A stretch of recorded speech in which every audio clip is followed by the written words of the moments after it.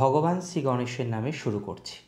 আজ আমাদের আলোচ্য বিষয় শ্রী শুকদেবের 4টি শ্লোকের ভাগবত সম্পর্কে। তিনি কি বলেছিলেন এই শ্লোকগুলিতে সেইগুলো জানবার বিষয়। এই বিষয়ে বিস্তারিত জানতে ভিডিওটি অবশ্যই শেষ পর্যন্ত দেখুন। একদিন ব্রহ্মার নিকট স্বয়ং ভগবান যে ভাগবত তত্ত্ব বলেছিলেন তা চতুশ্লোকী ভাগবত নামে প্রসিদ্ধ। নারদকে ব্রহ্মা এই ভাগবত সম্বন্ধে জ্ঞান দান করেন। নারদ সেই জ্ঞান দান করেন ব্যাসদেবকে। ব্যাসদেবের কাছ থেকে নেন শুকদেব। তারপর পরীক্ষিত এই শ্লোক 4টির মধ্যেই সমগ্র ভাগবতের সারকথা সংক্ষেপে লিপিবদ্ধ করেছে। শ্রী ভগবান বলেছিলেন প্রথম শ্লোকে, হে ব্রাহ্মণ, সৃষ্টির পূর্বে সমস্ত স্থূল ও সূক্ষ্ম পদার্থের মূল কারণ যে বস্তু ছিল তা আমি, অন্য কিছুই ছিল না।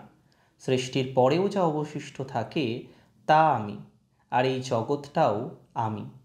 দ্বিতীয় শ্লোকে বলেছেন আত্মাতেই দেহ, ইন্দ্রিয় প্রভৃতির বোধ জন্মে, অথচ আত্মা সম্পর্কে জ্ঞান হয় না।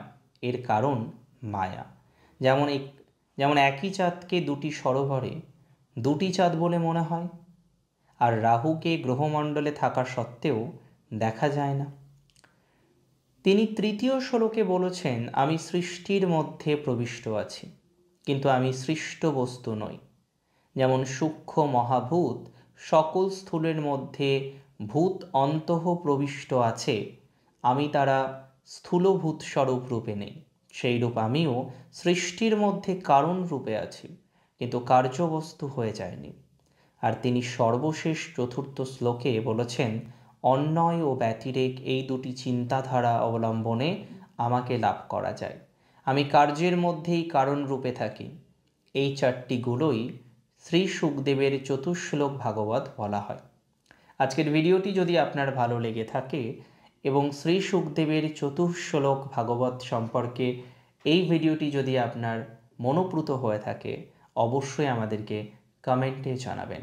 জয় শ্রী গণেশ।